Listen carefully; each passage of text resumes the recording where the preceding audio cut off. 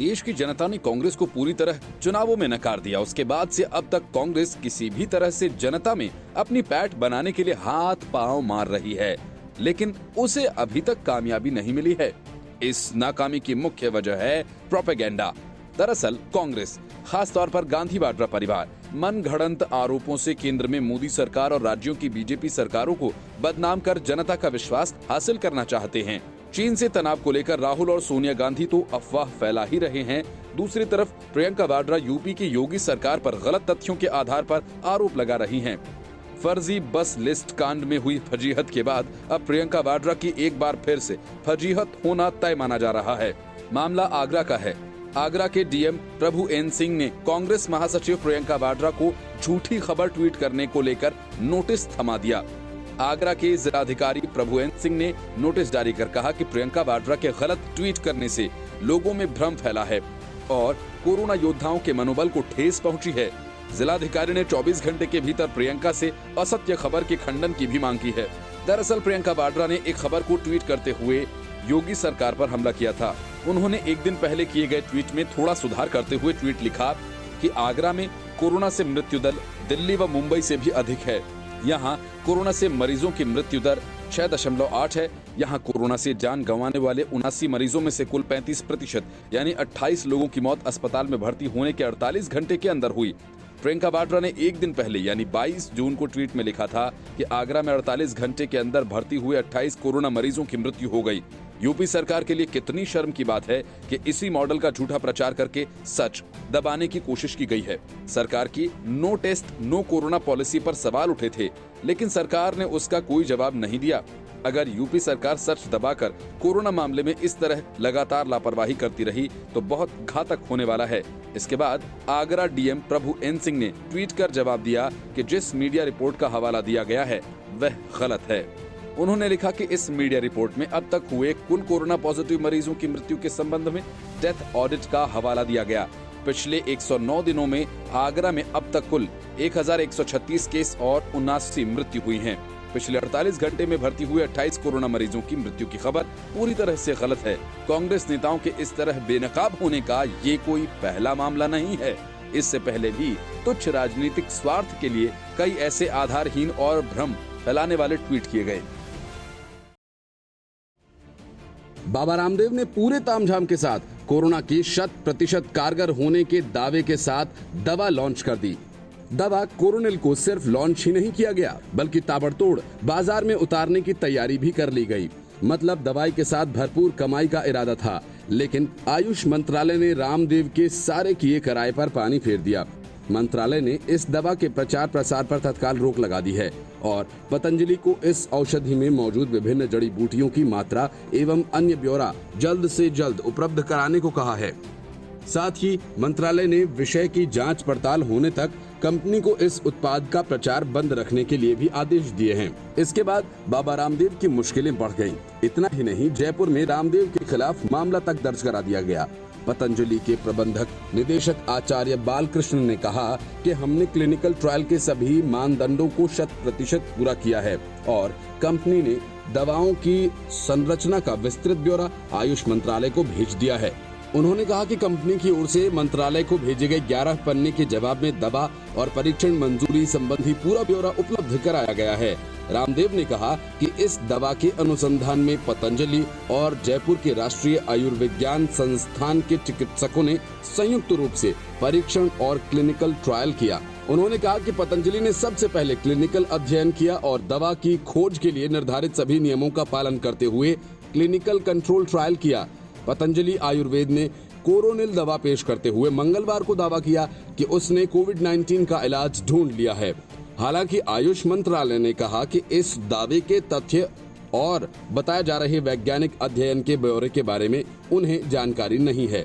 पतंजलि को नमूने के आकार, स्थान एवं उन अस्पतालों का ब्यौरा देने को लिए कहा गया है जहां अनुसंधान अध्ययन किया गया। साथ ही संस्थागत नैतिक समिति की मंजूरी भी दिखाने को कहा गया है। इसके पहले हरिद्वार स्थित पतंजलि योग पीठ में रामदेव ने कहा कि ये दवा 100% कोविड-19 मरीजों को फायदा पहुंचा रही है। 100 मरीजों पर नियंत्रित क्लिनिकल ट्रायल किया गया। जिनमें 3 दिन के अंदर 69% और 4 दिन के अंदर 100% मरीज ठीक हो गए और उनकी जांच रिपोर्ट नेगेटिव आई। वहीं फरीदाबाद के फोर्टिस एस्कॉर्ट अस्पताल के फेफड़ा रोग विभाग के प्रमुख डॉक्टर रविशंकर झा ने कहा कि शरीर क्रिया विज्ञान के अनुसार ये बिल्कुल असंभव है कि यहाँ कोई दवा शरीर के वायरस को 5 से 7 दिन में पूरी तरह से समाप्त कर सकती है। जहां एक और दवा लॉन्च होने के बाद ही बाबा रामदेव की मुश्किलें मंगलवार को बढ़ गई। इसी बीच जयपुर में भी उनके खिलाफ गांधीनगर थाने में परिवाद दर्ज करवाया गया। मामला जयपुर के डॉक्टर संजीव गुप्ता ने दर्ज करवाया है। उनका ये कहना है कि बाबा रामदेव कोरोना की दवा बनाने का दावा करके लोगों को गुमराह कर रहे हैं। कांग्रेस में ऐसा कोई प्लेटफॉर्म नहीं जहां कोई अपनी बात रख सके और न ही कोई किसी को सुनने ही वाला है। एक मंडली है जो पार्टी को अपने हिसाब से हाँकती है। कांग्रेस के पूर्व प्रवक्ता संजय झा ने सोनिया गांधी और कांग्रेस पर चुन चुन कर हमले किए। संजय झा ने कहा कि दिल्ली में बैठकर जो दरबारी राजनीति होती है उसी ने कांग्रेस का बंटाधार किया है। सोनिया गांधी से संजय झा की पहली मुलाकात 2004 में हुई थी। पर्दे के पीछे से वे कांग्रेस के लिए तभी से काम करने लगे। 2012 में कांग्रेस को सोशल मीडिया पर लाने वाले संजय झा को 2013 में पार्टी का प्रवक्ता बनाया गया। संजय झा कहते हैं कि 5 साल के दरमियान पार्टी 2 लोकसभा चुनाव हार गई। दोनों चुनाव मिलाकर भी वो 100 सीटों तक नहीं पहुंच पाई। यूपी बिहार में 3 दशक से हाशिए पर है। वेस्ट बंगाल में 43 साल से सत्ता से बाहर है। गुजरात में सत्ता से हटे 2.5 दशक से ज्यादा हो चुके हैं। ओडिशा में 20 साल से कांग्रेस हार रही है। दिल्ली, हरियाणा लगातार 2 चुनाव हार चुकी है, लेकिन पार्टी के अंदर कोई भी इस पर चर्चा करने की जरूरत नहीं समझ रहा। मध्य प्रदेश में पार्टी ने 15 साल बाद 2019 में किसी तरह से सत्ता पाई, लेकिन 1.25 साल के अंदर उसे इसलिए गंवाना पड़ा कि पार्टी नेतृत्व को ज्योतिरादित्य सिंधिया जैसे प्रभावी नेता से बात करने की जरूरत ही महसूस नहीं हुई। एक कांग्रेसी होने के नाते अगर मैंने अपनी चिंता जाहिर की तो इसमें क्या गलत किया? वे कहते हैं कि पार्टी में ऐसा कोई प्लेटफॉर्म ही नहीं है जिस पर अपनी बात रखी जा सके। पार्टी मेरी तमाम नेताओं कार्यकर्ताओं से बात होती रहती है। सभी मौजूदा वक्त में निराश हैं, लेकिन कोई जोखिम नहीं उठाना चाहता। फिर मैंने सोचा कि मैं ही जोखिम उठाता हूं। जिस लेख को सोनिया गांधी के खिलाफ मानकर उन्हें पद से हटाया गया, उसके बारे में संजय झा ने सफाई देते हुए कहा कि मेरे दोनों लेख पढ़िए। मैंने क्या गलत लिखा है? मैंने यही तो लिखा है कि देश को कांग्रेस ही बचा सकती है, लेकिन कांग्रेस को बदलना होगा। अगर इसको लेकर सोनिया जी नाराज हो जाती हैं, तो मेरे पास कहने को कुछ भी नहीं है। असल में कांग्रेस के अंदर एक मंडली है जिसका पार्टी पर कब्जा है। वो पार्टी को बदलना नहीं देना चाहती, अच्छे लोगों को ऊपर नहीं आने दे रहे। पद से हटाए जाने के बावजूद संजय झा राहुल गांधी और प्रियंका वाड्रा की तारीफ करते हैं। प्रियंका वाड्रा के बारे में वे कहते हैं कि उनके साथ जितना मैंने काम किया है, मुझे उनमें नेतृत्व क्षमता दिखती है। वे जब लोगों से मिलती हैं तो एक रिश्ता कायम करती हैं। वे सबको साथ लेकर चलने की क्षमता रखती हैं। मैं राहुल जी की इसलिए तारीफ करता हूं, उन्होंने हार की जिम्मेदारी लेते हुए इस्तीफा दिया और इसके बाद CWC की जिम्मेदारी बनती थी कि वे नए अध्यक्ष का चुनाव करें। Bureau report, news of India. एक साथ कई नावों की सवारी करना सियासत में सिर्फ शरद पवार को ही आता है। इसलिए महाराष्ट्र की सियासत के असली खिलाड़ी वे ही हैं। एक तरफ बीजेपी और दूसरी तरफ उद्धव ठाकरे। दोनों के साथ पवार ने खूब खेल किया। सौदा उद्धव ठाकरे से पटा तो उनके साथ चले गए। महाराष्ट्र विधानसभा चुनावों के बाद किस तरह से बीजेपी और शिवसेना के साथ पवार ने सियासी गोटियां चली, उसका पता तो पहले ही चल चुका था, लेकिन बाकी की सारी बातें अब देवेंद्र फडणवीस ने खोल कर रख दी।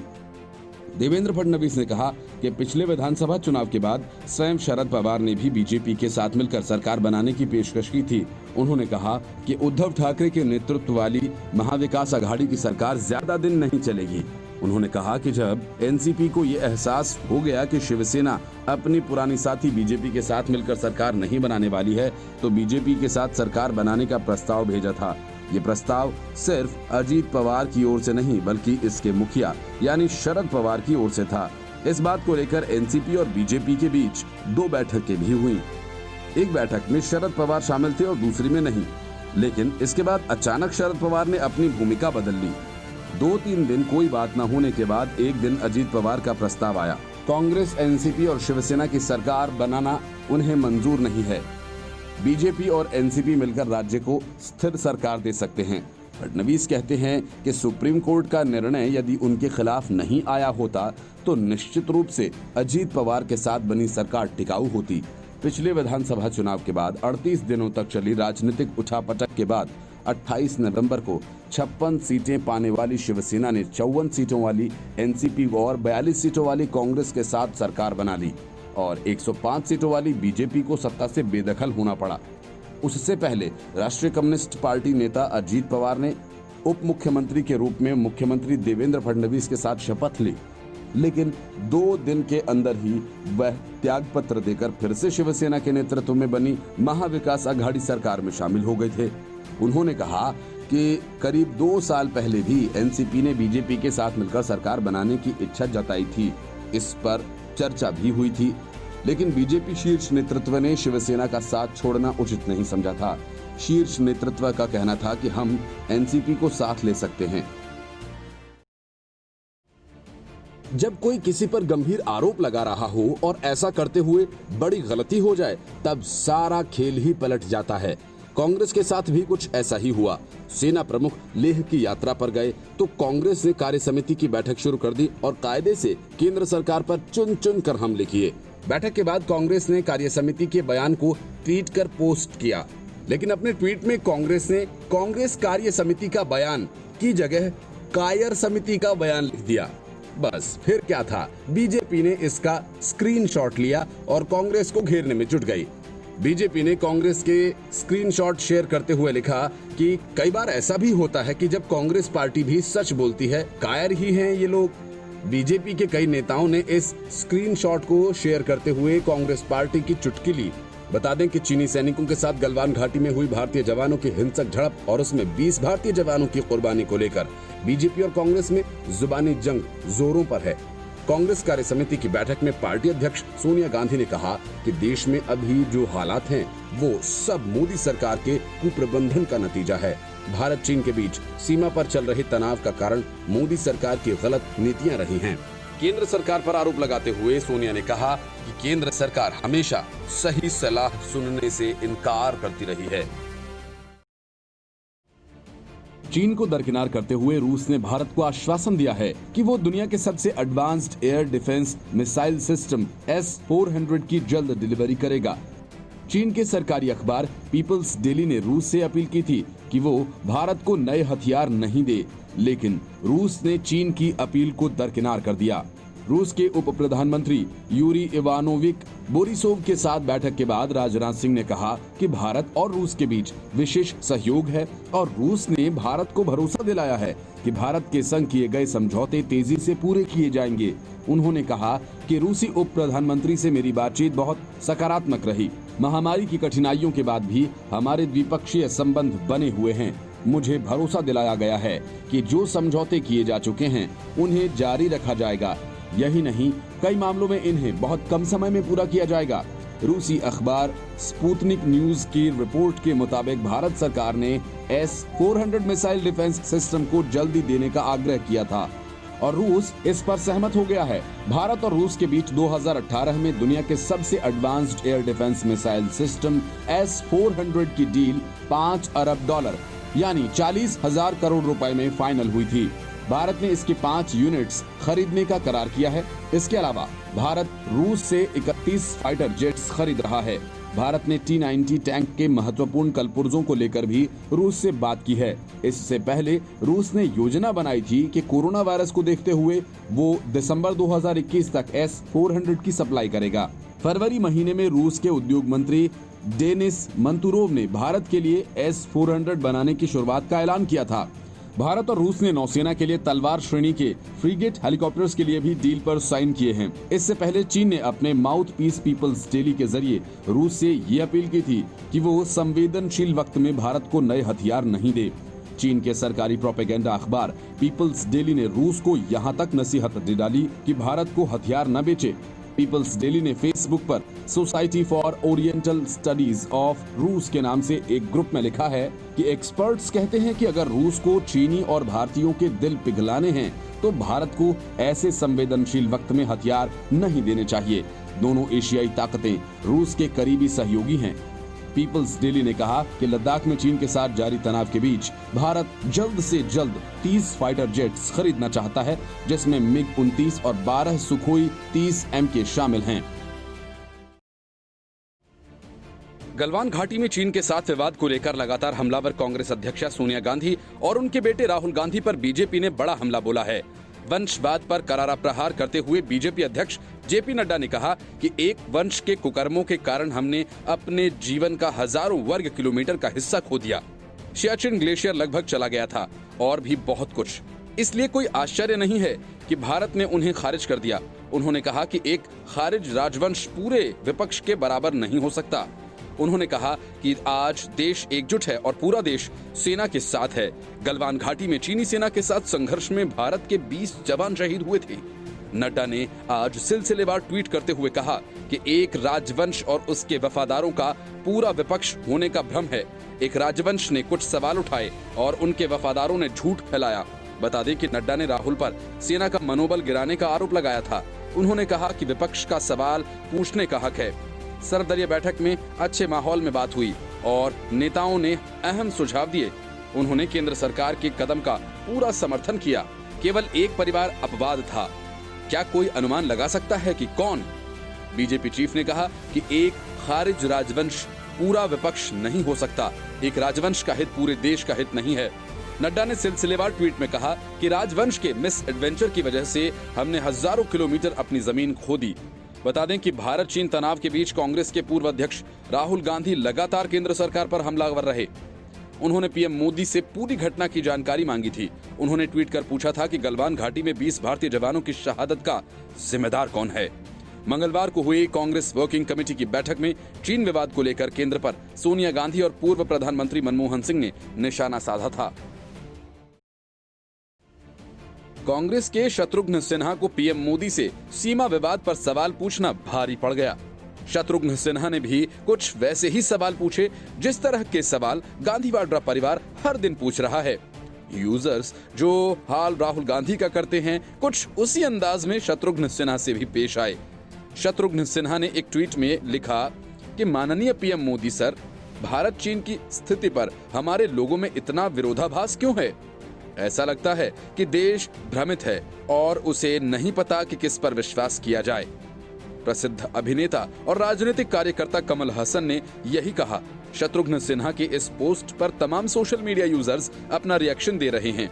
एक यूजर ने लिखा, परेशान मत होइए, पटना के जिन लोगों ने आपको रिजेक्ट किया है उनको प्रधानमंत्री पर पूरा विश्वास है। आप ट्विटर पर लिखकर लोगों का मनोरंजन करते रहिए।